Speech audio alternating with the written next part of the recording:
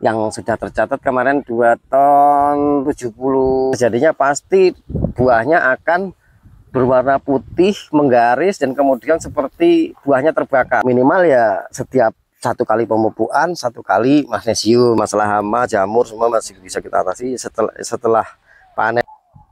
Assalamualaikum warahmatullahi wabarakatuh. Salam jumpa para petani seluruh Nusantara. Mudah-mudahan kesempatan kali ini dalam keadaan sehat dan juga dalam lindungan Allah Subhanahu wa Ta'ala, juga dimudahkan dari segala urusannya, gitu ya teman-teman. Kembali di ladangnya Mas Yoyo ya, kita ngobrol. Ini sudah yang keberapa dan dapat berapa gitu ya. Nih orangnya nih, Mas Yoyo. Assalamualaikum Mas Yoyo. Waalaikumsalam warahmatullahi wabarakatuh. Gimana kabarnya Mas Yoyo? Alhamdulillah sehat Pak. Sehat. Kegiatannya apa ini hari ini? Kelihatannya gak rame-rame Mas Yoyo nih. Lagi petik Pak, lagi panen. Panen. Nah ini panen yang keberapa sih Mas Yoyo? Ini panen yang ke-14 kali Pak. 14 kali? Iya. Masya Allah. Kalau totalnya itu bisa berapa ton, berapa kintal Mas Yoyo? Untuk sementara ini yang ke-14 ini yang sudah tercatat kemarin 2 ton 70 kilo Pak. 2 ton 75 kilo. 2 ton 75 kilo. Wih. Kalau prediksinya bisa mencapai berapa ton nih Mas Yoyo? Prediksi sih biasanya sih 3 ton Pak, 3 ton lebih. Untuk lokasi segini dan jumlah tanam 5.000 sampai 6.000 batang. Nah, cuman kan ini di musim kemarau ini saya salut ini loh Mas Yoyo. Nggak tahu ini kira-kira dapat berapa ton kita. Nah, kalau untuk kembali perawatannya gitu Mas Yoyo ya.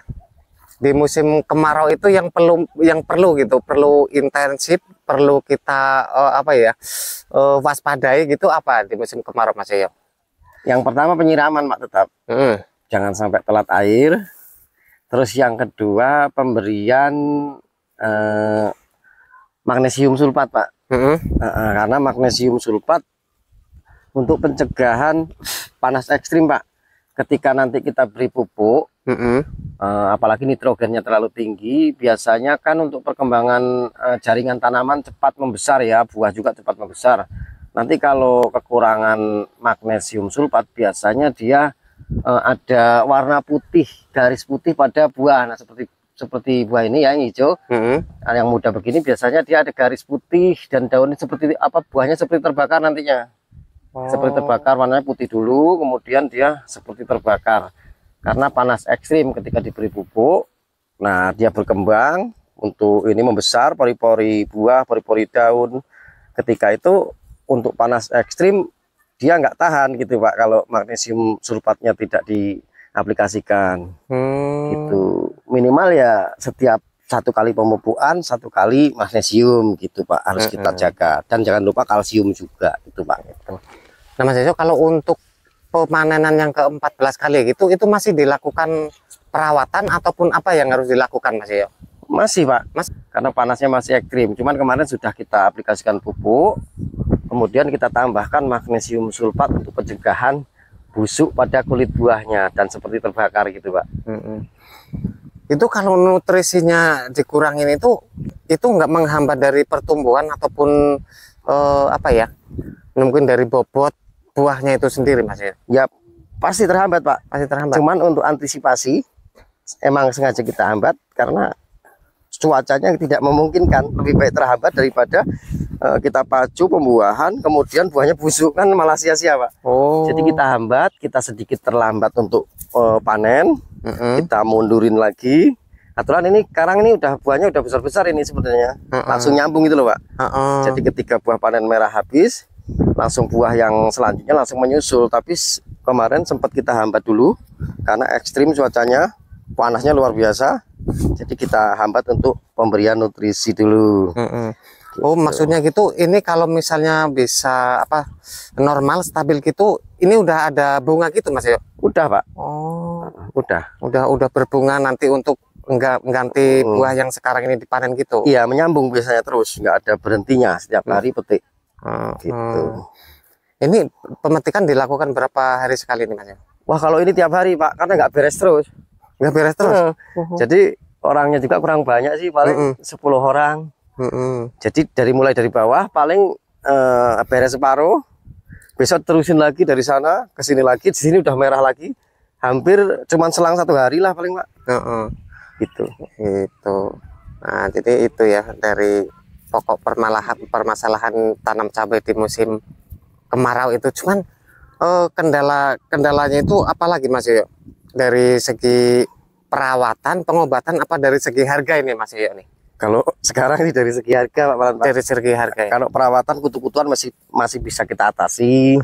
Masalah hama, jamur semua masih bisa kita atasi. Setelah panen ini yang lebih ekstrim ini harganya, Pak. Harganya nggak sesuai dengan yang kita harapkan. Tapi ya tetap semangat, Pak. Saya tetap semangat lah ya. Kita syukuri aja lah ya.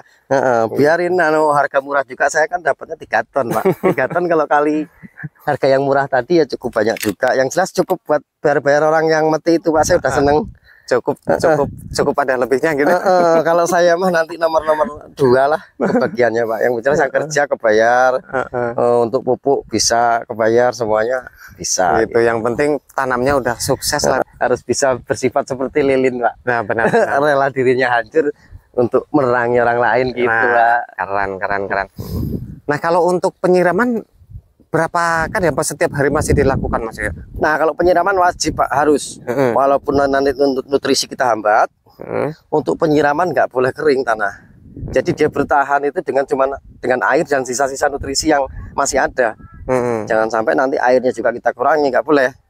Jadi air tetap kita siram terus tiap hari bila perlu ya, kalau cuaca seperti ini. Nanti setelah panasnya mulai nggak ekstrim, baru kita masukkan nutrisi pelan-pelan, jangan terlalu banyak. Kalau bisa dikurangi unsur nitrogennya, jadi tinggikan kalium sama fosfatnya saja. Jadi soalnya biar dia itu bertumbuh tetapi tidak terlalu cepat gitu. Tapi kalau kutu-kutuan di musim kemarau agak jarang ya, Mas ya? Ya ada, Pak. Ada. Banyak, cuman ya masih bisa kita atasi.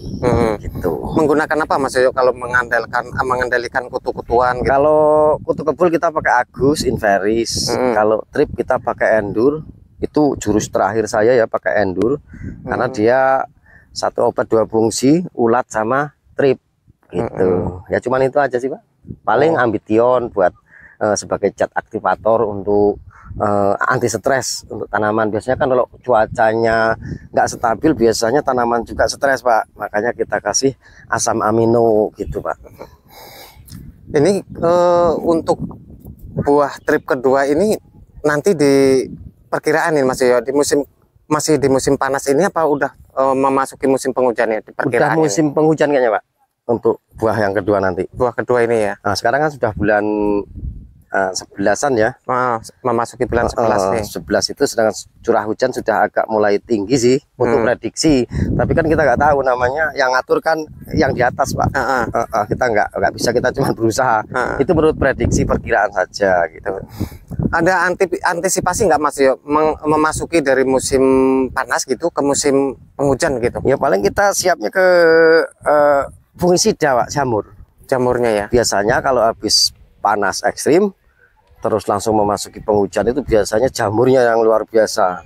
Jadi kita persiapkan untuk fungi-fungian seperti antrakol, manggojeb, chlorothalonil itu harus kita siapkan, tembaga hidroksida gitu, Pak. Itu. Ini di lokasi lain ada kegiatan ataupun penanaman apa lagi, Mas ya? Rencana nanti 2-3 hari kemudian, apa 1 minggu inilah, minggu ini mungkin kita mau tanam acara-acara tanam timun, Pak. Timun. Kita ikuti juga dari, kalau bisa nanti dari nol lah sampai panen gitu, insya Allah gitu, Mas. Siap. Kalau lokasi cabai masih 1 lokasi lagi nih, untuk cabai kecil, cabai ori. Kita juga lagi panen untuk di 1 lokasi. Cuman harganya ya agak lumayan kalau ori. Lumayan. Kita nggak banyak, paling 3.000 batang, Pak. Oh, berarti untuk menutupi yang cabai CMK ini lah. Iya. Oke, Mas Yoyo, terima kasih banyak, Mas Yoyo, sudah sama-sama pengalaman, motivasi di dunia pertanian khususnya tanam cabai. Sehat, sukses selalu. Amin. Oke, teman-teman, video kali ini sampai di sini. Mudah-mudahan bisa memberikan motivasi bagi kita para petani, khususnya petani cabai. Tetap semangat. Assalamualaikum warahmatullahi wabarakatuh.